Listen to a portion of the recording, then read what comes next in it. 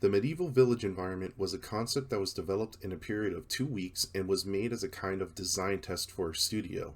This task was unique for me because it didn't involve any scripting gameplay wise. It was meant to demonstrate my proficiency with Game Engine, which in this case was Unreal Engine 5 and its tools. I was given a few constraints. First, the environment must use Quixel Megascan assets.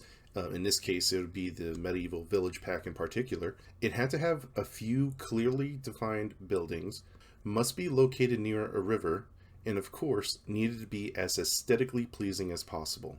Since I did not have to design with any gameplay mechanics in mind, I set out to make a beautiful scene that you could walk through.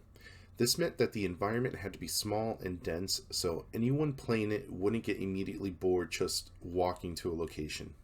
Work began by gathering reference images from real historical locations as well as digital works from artists that have tackled similar subjects. I also took time to research how and why villages were laid out the way that they were. For example, settlements in that time period often, if not always, were located near a precious resource like water.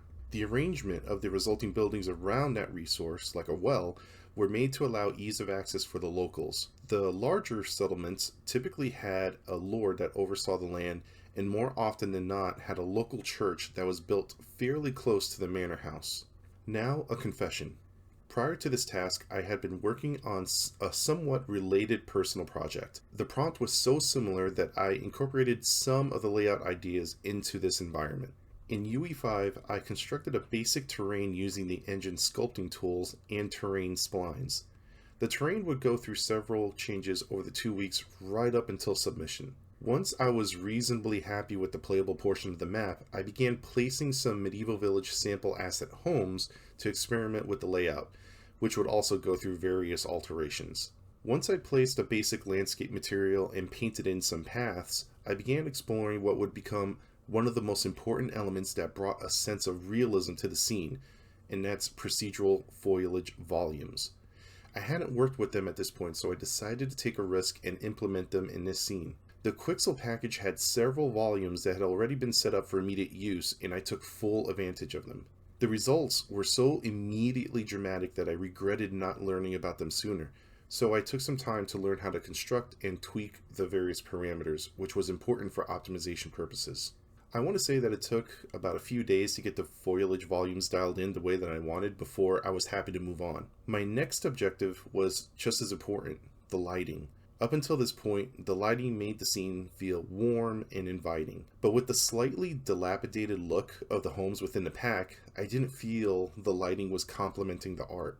So I lowered and rotated the directional light by 180 degrees and I put down some volumetric fog. Now the map felt like it had a colder, slightly ominous appearance. This really sold the look of the prime real estate that was the church with how the light rays were hugging around the structure towards the player.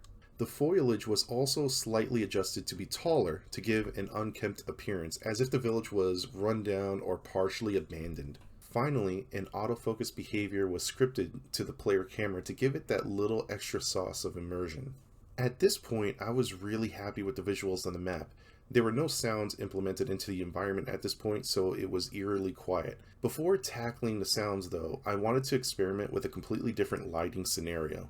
I still had time before the deadline was due, so I made a nighttime version of the scene. This turned out to be a complication because I really liked how the lights from the gently swaying torches illuminated the path and houses.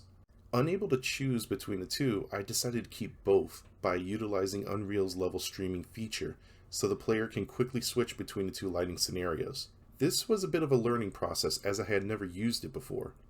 The most efficient way I found to go about this was to isolate the geometry that would not change between the two scenarios. For instance, like the terrain, foliage, buildings, the sounds of the river and the wind, and made that the persistent level. I then made 2 duplicate scenes and only kept objects that would change. Like for the daytime scenario, I kept the daytime lights, the fog, and the unlit torches, as well as the sounds of the birds. And the second duplicate was the nighttime settings, with the lit torches and the sounds of crickets.